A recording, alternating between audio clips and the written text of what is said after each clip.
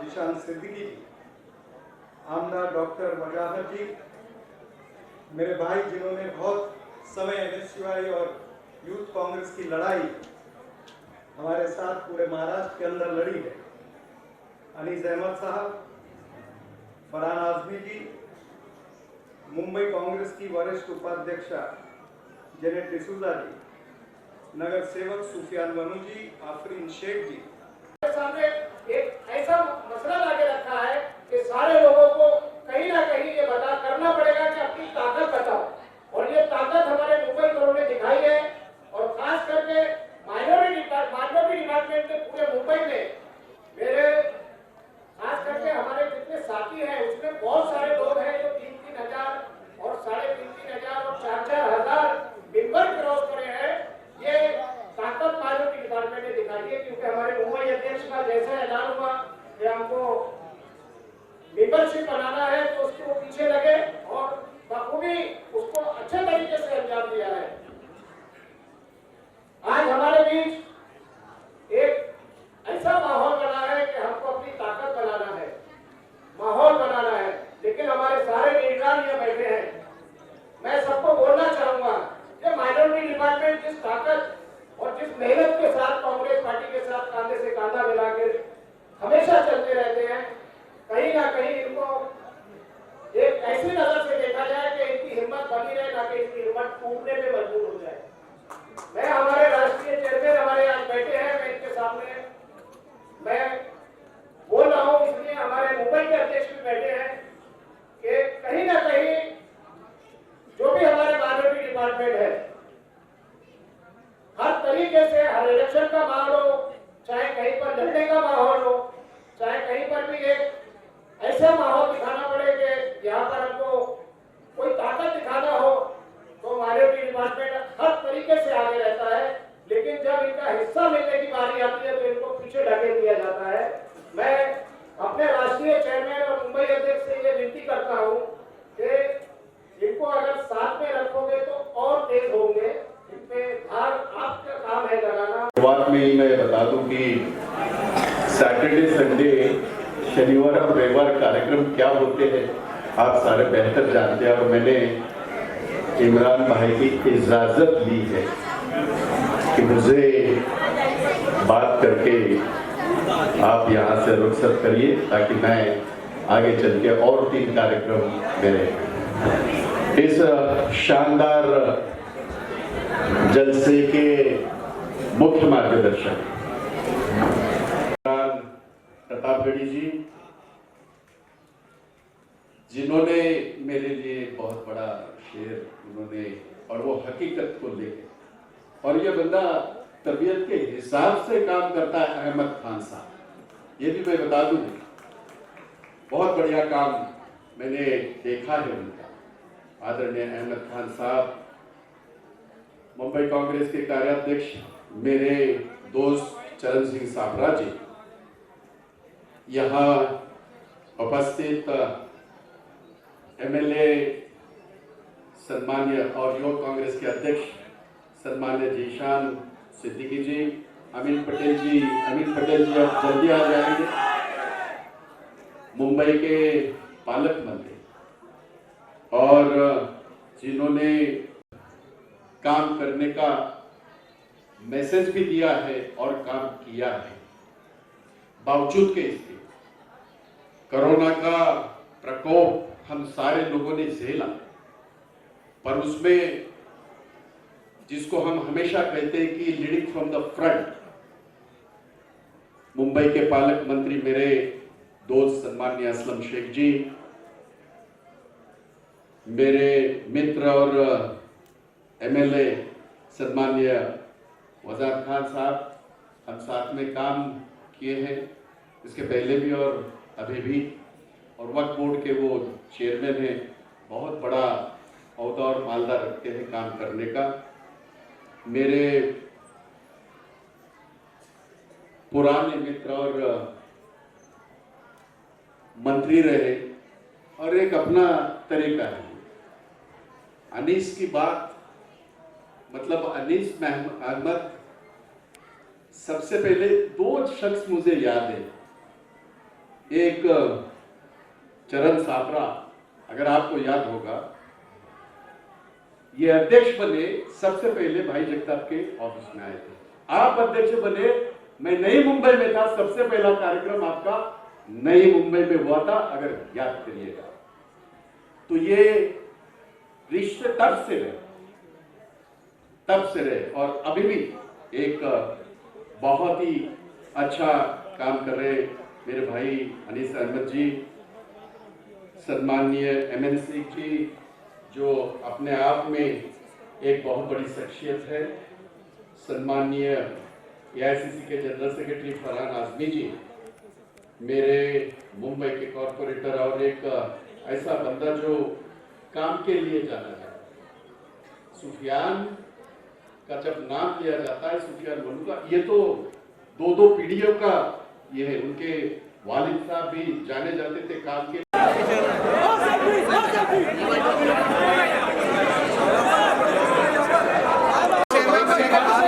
National chairman बनने के बाद पहली बार मुंबई आया हूं और आज जिस तरह से कार्यकर्ताओं ने स्वागत किया है, उससे ये पता चलता है, और जिस तरह इस मंच पर मुंबई के सारे नेता एकजुट होकर के मंच पे इकट्ठे हुए, उससे यकीनन आने वाले BMC चुनाव में अच्छा रोल अदा करेगा और ग्राउंड के संगठन को मजबूत करने के लिए काम करेगा। सर, आपने यूपी के जो लिंचिंग के बारे में बताया है, आखिर कांग्रेस की क्या वो कमजोर होती जा रही है? नहीं, कांग्रेस कांग्रेस ही बोल रही है।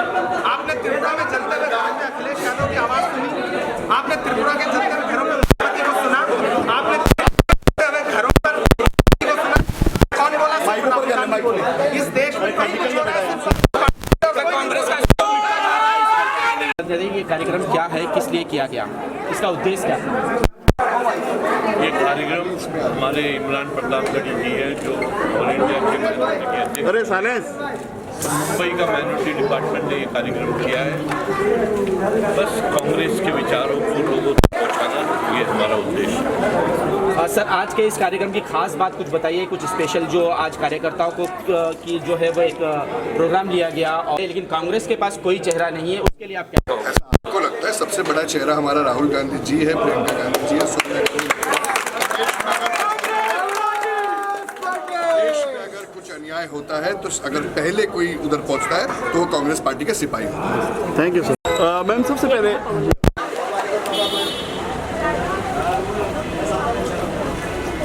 मैम क्या कहना चाहेंगे आज के सम्मेलन जो ये सभा हुई है इसके बारे में? इस सम्मेलन के बारे में हमारे AICC प्रेसिडेंट प्रतापगढ़ी जी जो आज आए हैं यहाँ पर, उससे हम कांग्रेसियों का महाराष्ट्र के अंदर उनको यहाँ पर सबसे मिल करके और उनका जोश देख के हम लोगों में भी जोश आ गया। जो अब जिस तरह से उन्होंने अंदर भी अपने भाषण में कहा है, जो इलेक्शंस हुए हैं और उसके अंदर जो इलेक्शंस के अंदर जो भी मायूसी आई है, हमें पीछे छोड़ते हुए आने वाले इलेक्शंस की तैयारी करनी है हमें। तो ये मैसेज है आज के लिए कि हमें पीछे का छोड़ के आगे बढ़ना है और बहुत जोशो खरोश से, और उनके आने की वजह से, प्रतापगढ़ी जी के आने की वजह से हम कांग्रेसियों के अंदर एक नया जोश हो गया है। कितनी सक्सेस हुई? महिलाओं को और सबसे बड़ी खुशी की बात, जो महिलाओं को लेकर के इस बार बहुत ज़्यादा अच्छा महिलाओं के लिए चांस दिया गया। माइनॉरिटी के अंदर महिलाओं के लिए जो उन्होंने सहूलियत दी, और भी कुछ उन्होंने वादे किए हैं और इंशाल्लाह वो ज़रूर पूरे होंगे, ज़रूर पूरे करेंगे। 50% का जो वादा किया है प्रियंका मैम ने, वो भी ज़रूर पूरा होगा। और हमें माइनॉरिटी की तरफ से इस बार हमें बहुत सारी बहुत सारे हमें काम करने के लिए भी दिया गया, तो उससे हम लोग बहुत खुश हैं, बहुत अच्छा लगा। और इंशाल्लाह हम लोग आगे भी इस तरह से करते रहेंगे। हम लोग को ये इस तरह के जो प्रोग्राम्स हैं, हम लोगों को चांस दें, हम इससे बढ़ चढ़ के करेंगे। और इंशाल्लाह प्रतापगढ़ी जी ने बोला भी है कि महिलाओं को, आप लोगों ने शायद उनके भाषण में भी सुना है, तो हम लोगों को मिलेगा, हम लोग जोर शोर से करेंगे।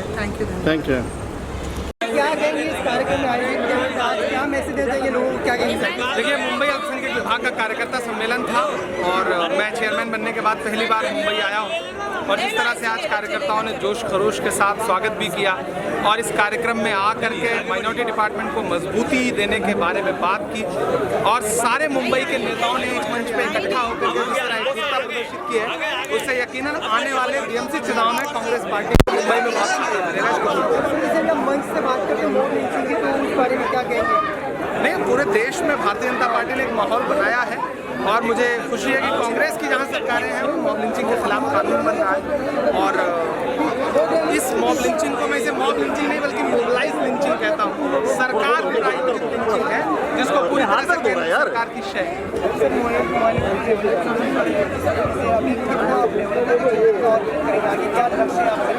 नहीं, जाहिर सी बात है, पहली बात तो है कि पूरे देश में हमारा संगठन खड़ा होना है। बहुत सारे स्टेट ऐसे हैं जहां पर संगठन कमज़ोर था, हम उस पर लगातार काम कर रहे हैं। और अभी मुझे चार्ज लिए हुए 6 महीने 7 महीने हुए हैं, तो मैं लगातार राज्यों में जा रहा हूं, लोगों के बीच में, उन राज्यों में भी जा रहा हूं जहां इससे पहले कभी माइनॉरिटी डिपार्टमेंट का नेशनल चेयरमैन नहीं गया, तो मैं वहां भी पहुंच रहा हूं। पूरे देश में एक मजबूत संगठन खड़ा करेंगे क्योंकि ग्राउंड पे संगठन ही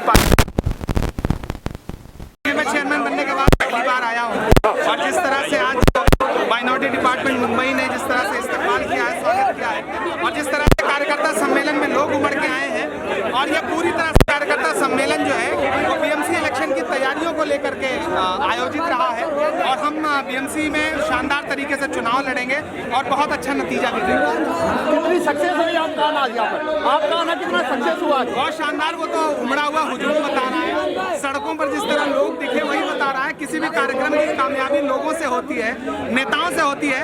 मुझे खुशी है कि आज मुंबई का हर नेता इस मंच पर मौजूद रहा और उसने माइनॉरिटी डिपार्टमेंट के कार्यक्रम में आकर शिरकत की है। तो सारे नेताओं का शुक्रिया, कार्यकर्ताओं का शुक्रिया, मुझे अच्छा लगा। मैं लौट के राहुल जी से बताऊंगा कि मुंबई का माइनॉरिटी डिपार्टमेंट बहुत शानदार है। सभा के बारे में बात करें, इसके बारे में भाई माइनॉरिटी डिपार्टमेंट जो है या इमरान प्रतापगढ़ी साहब की जब माइनॉरिटी चेयरमैन करके वहाँ नियुक्ति हुई, उसके बाद तुरंत इलेक्शन का दौर चला तो वो मुंबई नहीं आ पाए। पहली दफ़ा मुंबई में आए हैं तो ये जाहिर बनता है कि जिस ढंग से कार्यकर्ताओं में आप उत्साह देख रहे हैं, जो कार्यकर्ताओं का हुजूम आपने देखा है, जाहिर है कि वो एक अपने आप में कलाकार तो है ही है, पर अपने आप में बहुत अच्छा लड़ाकू इंसान है। और हमें खुशी है इस बात की जो आज माइनॉरिटी डिपार्टमेंट के ज़रिए काम जो हो रहा है या ये जो आज जलसा हो रहा है जिसको आपने भी देखा है, तो मैं बहुत बहुत बधाई देता हूँ बबू खान और उसके सारी टीम को, मुंबई की सारी टीम को, और अहमद खान साहब जो मुंबई के प्रभारी है, महाराष्ट्र के प्रभारी है, उन दोनों को मैं बहुत बहुत मुबारकबाद देता हूँ। और आपने ये कहा कि इसकी ज़रूरत है। ऐसा है कि आज जो हालात देश में हैं और जिस तरह से माइनॉरिटी को प्रताड़ित किया जा रहा है, माइनॉरिटी को एक टारगेट किया जा रहा है, और ये अपने इसमें है, सत्ता के नशे में है कि कोई इसका सवाल नहीं पूछेगा। कांग्रेस सवाल पूछेगी, इसके पहले भी पूछा है, अभी भी पूछेगी और आगे भी पूछेगी, क्योंकि हमारा फर्ज बनता है। हमने ये नहीं देखा कि आजू बाजू में कौन है, माइनॉरिटी है, मेजॉरिटी है। हमने ये ज़रूर देखा क्योंकि डॉक्टर बाबा साहब अम्बेडकर का संविधान हमें इजाज़त नहीं देता, हमें वो यही सिखाता है इंसान है, इंसान की तरह उसके अपने मसले हैं, मसाइल है, उसको हम लोग जस्टिफाई करने की, उसको हम ये करने की कोशिश कर रहे हैं, जितने भी मसाइल है उसको छुड़ाने की और उसमें न्याय देने का हम काम। तो ये ज़रूरत है, वक्त का तकाजा भी है, पहले से है, कोई ये आज की नई बात नहीं है। माइनॉरिटी सेल का ये अभी नहीं बना, सालों से है और ये बहुत अच्छा काम कर रहे हैं। सर, जैसे कि 5 राज्यों में अभी चुनाव हुआ, उसकी स्थिति देख रहे कि कांग्रेस की स्थिति कितनी तरह गिर चुकी है। क्या यही वजह है कि लोगों को कांग्रेस के नज़दीक किया जा रहा है, उसे खींचा जा रहा है, बताया जा रहा है इस पर? नहीं, आप लोग, मेरे समझ में एक नहीं आता, आप लोग ऐसा परसेप्शन क्यों तैयार करते हैं? कांग्रेस ने एक स्टेट पंजाब हमने गंवाया, हमने मांग ली क्योंकि हमारी वहाँ हार हुई है और उसका इंट्रोस्पेक्शन और बाकी सारा चिंता उसकी जो ये है चिंतन, ये सारा हो जाएगा और हो भी रहा। उत्तर प्रदेश में तो उनकी सरकार थी। सर, गोवा में भी तो हुआ है ना, गोवा में भी उनकी सरकार थी, लेकिन वहाँ आपकी तादाद ज़्यादा थी। ऐसा पिछली बार था, इस बार नहीं। देखिए, पैसे के आधार पे सत्ता के नशे में चूर होके लोगों को खरीद करके गोवा जैसे छोटे राज्यों में पिछली बार जो हुआ इस बार वही हुआ है। और मैं ये बड़ी जिम्मेदारी के साथ कह रहा हूँ आपको, ये मैंने पहले भी कहा था, ये सारा खेल ईवीएम का है। ये मैं आज नहीं कह रहा हूँ, सालों से मैं कहते आया हूँ। और जब हमारी सरकार थी तब भी मैंने यही कहा था कि हम लोग बैलेट पेपर पे आ जाए, क्योंकि आपके हाथ में जो मोबाइल है आप 6 महीने में बदली करते हो, टेक्नोलॉजी बदली हो जाती है। ईवीएम 30 साल से चल रहा है, वही ईवीएम वही सब कुछ, और किस तरह से सारा हो रहा है। और चलो मान लीजिएगा कि मोदी जी का नाम बहुत ही ज़्यादा देश में चल रहा है, या मोदी जी की बहुत ये पॉपुलैरिटी बढ़ी है, मान लिया 1 मिनट के लिए, चलो आपको हम आह्वान करते हैं, आपको हम चैलेंज करते हैं, बैलेट पेपर पे आ जाओ, सारे इलेक्शन बैलेट पेपर पे करो और दूध का दूध पानी का पानी होने। सर आप ईवीएम की बात करते हैं, इसकी शुरुआत भी तो कांग्रेस ने की, लेकिन ये बात यह है कि बीजेपी ने उसका ज़्यादा फायदा उठाया है। सवाल ये है कि उस वक्त की जो टेक्नोलॉजी थी, ये जाहिर है कि जिन्होंने इस टेक्नोलॉजी का इन्वेंशन किया था, जिन्होंने ये टेक्नोलॉजी लाई थी, खास करके जर्मन में, उन्होंने इसको बैन कर दिया, सारे फ्रांस ने बैन कर दिया, सारे लोगों ने। अमेरिका तो इतना बड़ा विशाल देश बैलेट पे आ गए और बैलेट पे सब चलता है। तो हमारे दौरान भी मैंने, जब मुझे पूछा जाता था, मैंने तभी भी कहा था, आज भी मैं वहीं पे उसी मुद्दे पे कायम हूँ, कौन सी भी ऐसी दुनिया की इलेक्ट्रॉनिक चीज़ उसको टैंपर किया जा सकता है, उसको किसी भी प्रकार से उसको हैक किया जा सकता है, जैसे ईवीएम में हो रहा है। सर कांग्रेस के अंदर बहुत सारे नासूर जैसे बन चुके हैं, जिसको B23 भी कह लो तो B23 भी कह लो, तो उस पर क्या कहेंगे आप कि किस तरह से कांग्रेस को मजबूत किया जाएगा? नहीं, एक ऐसा ही, क्योंकि आने वाले इलेक्शन में जो है AMI भी जो है वो गठबंधन करने के तैयार हो रही थी। नहीं, वो उसके बारे में मैं कुछ टिकट टिप्पणी करूँगा, मुझे ये नहीं देगा, शोभा नहीं देगा। लेकिन इस तरह की आज़ादी मेरे कांग्रेस पार्टी में है, अपनी बात कोई भी अपनी बात रख सकता है। आप उसे G23 कहिए, G50 कहिए या G10 कहिए, जो कहना है कहिए, लेकिन ये आज़ादी और किसी भी पार्टी में नहीं है। यही खासियत है हमारे कॉन्स्टिट्यूशन की, यही खासियत है कांग्रेस की, जो हमारा संविधान है, उसको अपनी बात कोई रख सकता है, हो सकता है तरीके अलग अलग हो, पर मैं इस बात से आपसे भी एक सवाल है कि आप एक खाली कि आपने महंगाई को लेकर और उसके साथ में कश्मीरी फाइल को भी ऐड कर लिया, क्या जरूरत पड़ी कि आज के इस कार्यक्रम में आपने इसको लोगों के सामने रखा है? आज की नहीं, बहुत समय की ज़रूरत है कि महंगाई जिस तरह से बढ़ रही है, लोगों की जेब की लूट हो रही है। पिछले 8 वर्षों में 26 लाख करोड़ रुपया नरेंद्र मोदी की सरकार ने पेट्रोल, डीजल और LPG गैस से कमाया है। जनता को ये बताना ज़रूरी है, इसलिए ये विषय और जनता की जेब से पैसे जा रहे हैं। सर माइनॉरिटी की बात करें तो बंगाल के अंदर भी अभी जो है 8 से 10 लोगों को जिंदा जला दिया गया, उस पर भी हिंदू मुस्लिम की राजनीति की जा रही है, उसको क्यों नहीं आपने उठाया? उसको बिल्कुल कांग्रेस पार्टी ने उठाया। अधीर रंजन चौधरी वहाँ पर गए हैं। अधीर रंजन चौधरी ने